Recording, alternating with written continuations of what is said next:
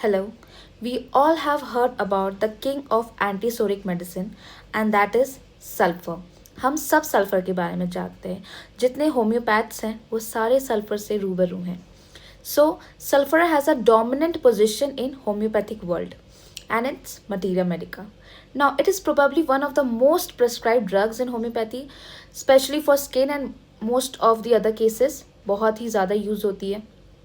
Sulfur has been symbolically entitled as the king of antisoric medicine by our great masters. Some homeopaths, as a routine manner, administer a dose of sulfur in high potency at the termination of treatment for acute and also at the beginning of the treatment of chronic diseases. This is a very important fact when you are into a clinical practice. There is also widespread of practice of administering a dose of sulfur with high potency when other seemingly well indicated remedies fail so as to arouse the reaction. तो कभी कभार क्या होता है ना, हम कोई भी रेमेडी दे रहे हैं, काम ही नहीं कर रहे, काम ही नहीं कर रहा है, what to do that time, तब हम सल्फर का यूज़ कर सकते हैं. सल्फर उस टाइम बहुत अच्छा काम करती है, एक अच्छा रिएक्शन देती है कि भाई कुछ तो असर हो, कुछ तो एक रिएक्शन होना चाहिए, भले वो एग्रावेशन ही क्यों ना हो, but there must be something.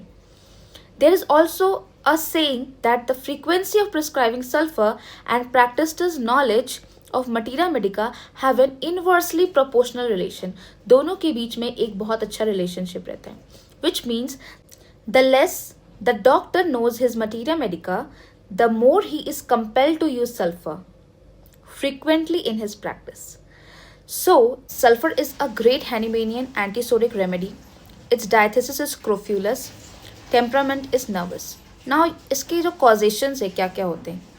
Suppression of mental ailments में काम करता है. Alcoholic patients में बहुत अच्छा काम करता है. Sunburn वगैरह किसी patient को हो गया तो भी काम करेगा. Bed sore, over exertion, बहुत ज़्यादा थकान तनाव वगैरह में भी बहुत ज़्यादा अच्छा काम करता है ये रेमेडी.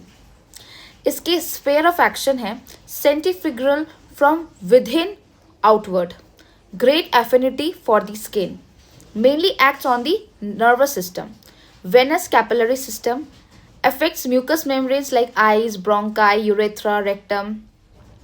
कंस्टिट्यूशन कैसा होता है इसका, बहुत ही डर्टी फिल्दी पीपल होते हैं, प्रोन टू स्किन अफेक्शन. ये लोग नहाना बिल्कुल पसंद नहीं करेंगे. इन्हें लगता है इनके पास जो भी खराब या फिर वेस्ट सामान भी है वो बहुत ही ब्यूटीफुल है, बहुत ही प्रीशियस है उनके लिए. इन्हें लगता है कि ये बहुत ही ज़्यादा रिच हैं, वेल्दी हैं, काफ़ी बिजी लाइफ जीते हैं, पर ऐसा नहीं है. और चाइल्डिशनेस जो है, बच्चों जो हरकतें हैं वो एक इनग्रोन एक एडल्ट में भी देखी जाती है. Okay.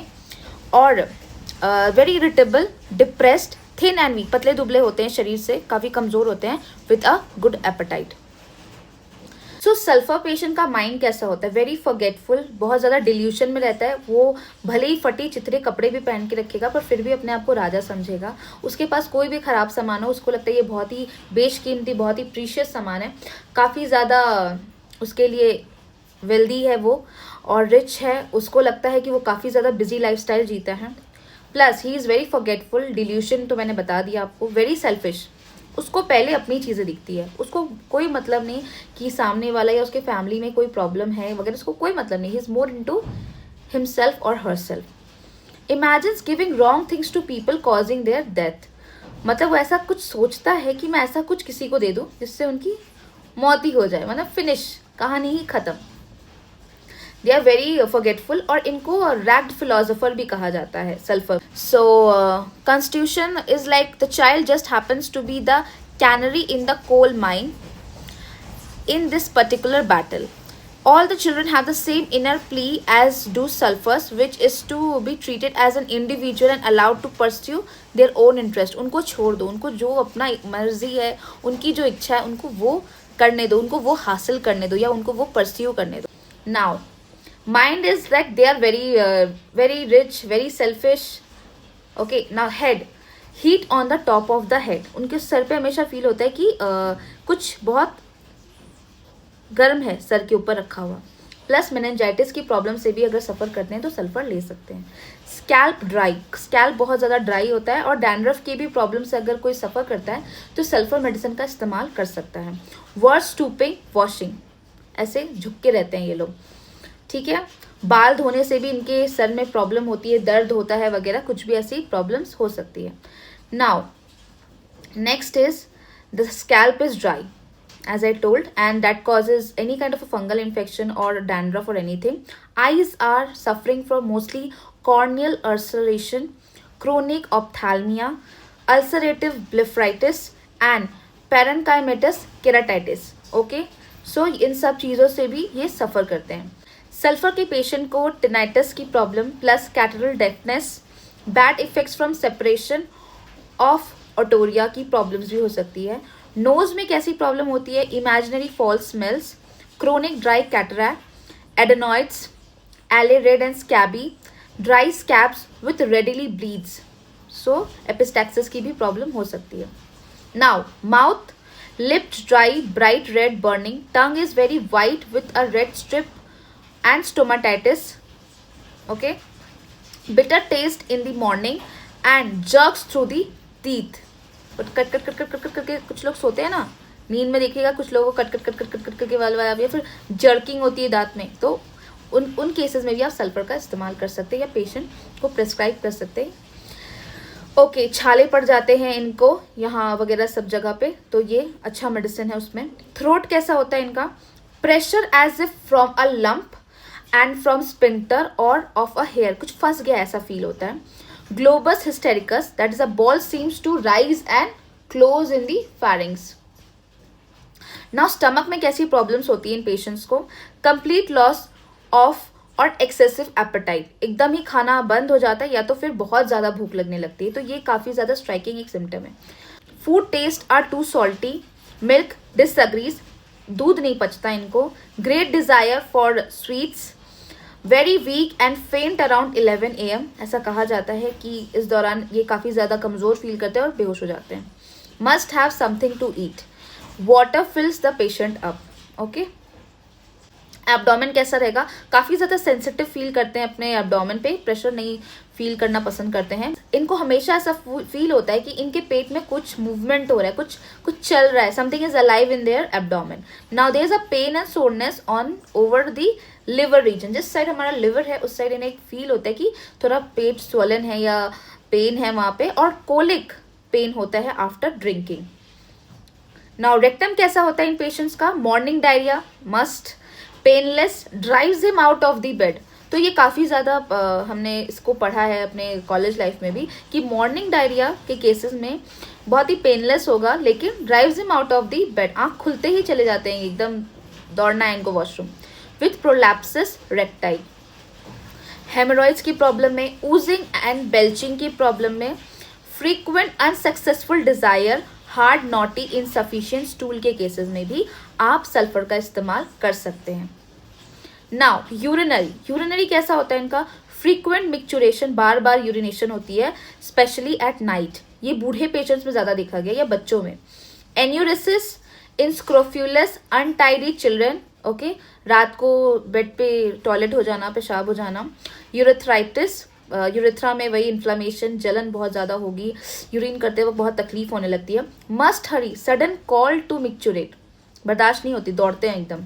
Great quantities of colourless urine. Now males में इनवॉलंटरी एमिशन हो जाना, itching in genitals when going to bed, organs, और ऐसा नहीं है कि सिर्फ जब बेड पे जा रहे तभी, आमतौर पे अगर कभी भी पेशेंट को या छोटे बच्चे से, ये मैंने क्लिनिकली देखा है, छोटे बच्चों में भी अगर बहुत ज़्यादा वजाइनल एरिया में या फिर उनके प्राइवेट पार्ट में या उनके जेनाइटल्स में इचिंग हो रही है, ज़रूरी नहीं कि रात में ही इचिंग होगा तो ही हम सल्फर देंगे।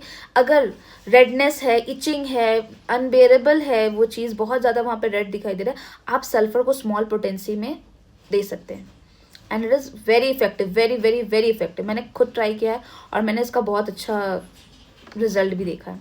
Now organs cold, relaxed and powerless, specially ये थोड़ा एडवांस में तो होता ही है, उनके पहले वालों में भी इम्पोटेंसी की प्रॉब्लम हो गई अगर, फीमेल्स में pudenda itches, then vagina burns जो मैंने अभी थोड़ी देर पहले बताया, menses too late, short, scanty and difficult, thick black acrid making the part sore. Menses कैसे होंगे? Preceded by headache. Menses preceded by headache मतलब हेडेक भी रहेगा साथ साथ। निपल्स आर क्रैक्ड, तो अगर कभी भी कोई पेशेंट कहता है कि निपल्स बहुत क्रैक्ड हैं, इसको याद रखने का है। रेस्पिरेटरी के लिए बहुत अच्छी मेडिसिन है sulphur. Difficult respiration, wants Windows open, ये खुले में रहना पसंद करते हैं। पल्सर के भी पेशेंट को ओपन एयर बहुत पसंद है। नाउ ब्रोंकाइटिस की प्रॉब्लम है, निमोनिया की प्रॉब्लम है, oppression as if load was put on the chest.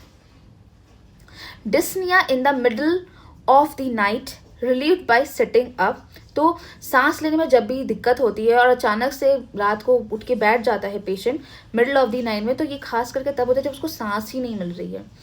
Pulse more rapid in the morning than in the evening, and this is also very striking symptom that इनके जो हाथ होते हैं काफ़ी ज़्यादा स्वेटी हैंड्स होते हैं, काफ़ी गर्म होते हैं।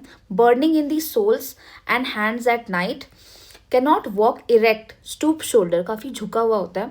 Sweat in armpits, swelling like garlic, garlic मतलब जानते ही हैं आप, लहसुन जैसी महक। रिमैटिक गाउट, गेठिया जैसा दर्द जो होता है, गांठ की प्रॉब्लम होती है विद इचिंग, खुजली भी बहुत ज़्यादा होती है। विविड ड्रीम्स, बहुत ही अजीब गरीब देखते हैं जैसे कि कैट नैप्स, हल्की सी आवाज़ से भी इनका नींद टूट जाता है। काफ़ी 2 से 5 बजे के बीच में इनकी नींद टूट जाती है, इनको नींद नहीं आती अगर टूट भी गई तो। Wave suck singing, frequent flashes of heat, violent ebullitions of heat throughout the entire body, पूरा शरीर अचानक से गर्म फील होता है, गाल गर्म हो जाएंगे।